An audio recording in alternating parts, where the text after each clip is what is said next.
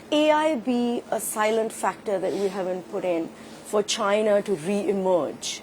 Because, it has been a bit quiet since Corona, and there's a lot of talk that they've been doing AI development and they are as far ahead as the US. Now, does that change the game suddenly for them? Or will this suddenly rise again like the phoenix? Kalli, I'm not sure that it's right that China is keeping pace with the United States in artificial intelligence.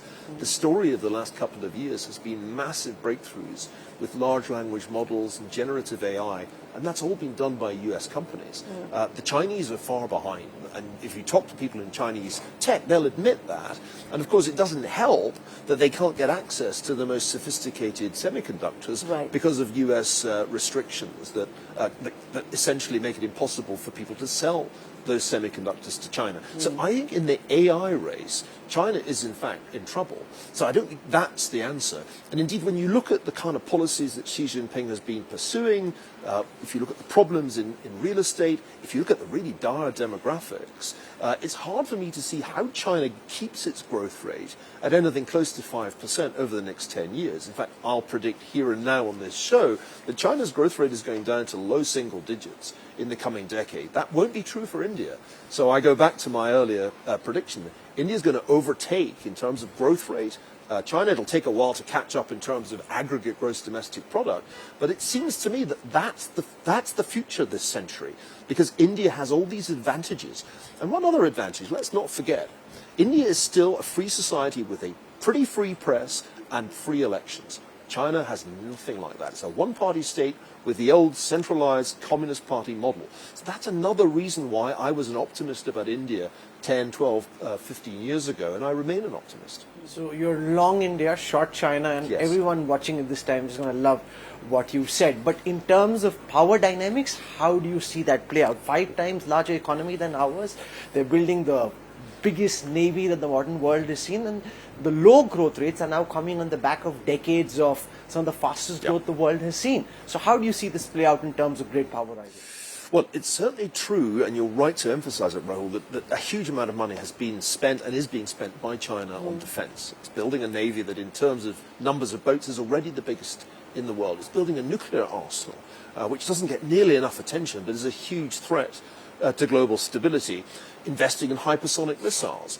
Right now, if there were a showdown between the US and China over Taiwan, I would not put money on the US winning that showdown. In fact, if you look Where at some... would your money be? Well, China would be more likely to win in the hot war because... Even at this moment, not 5 years down? Right now, because if you look at the war games that have been done, one of the striking features is how quickly the US runs out of precision missiles in a week.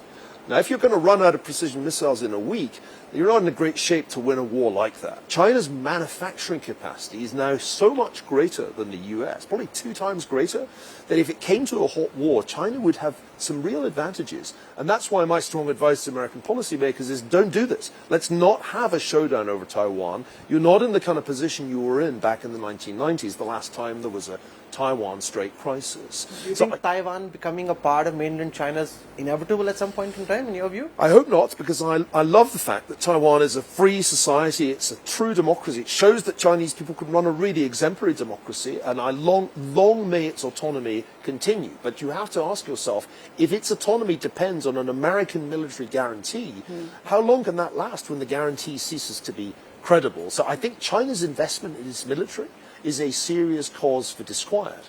But it can't offset the fact that the economy is slowing, that you can't really fix the real estate sector, that the demographics are terrible.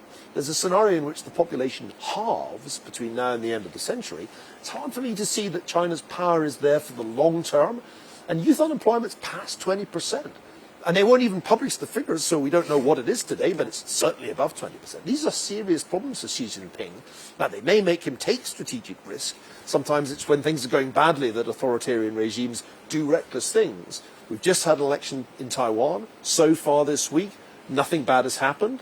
I'm not going to tempt fate by saying it's not going to happen, but it feels like we probably avoided a crisis this year. But at some point in the next few years, I'm afraid there's bound to be a Taiwan crisis. And when that happens, that will be the real test of the US-India relationship. Where will India be in that scenario?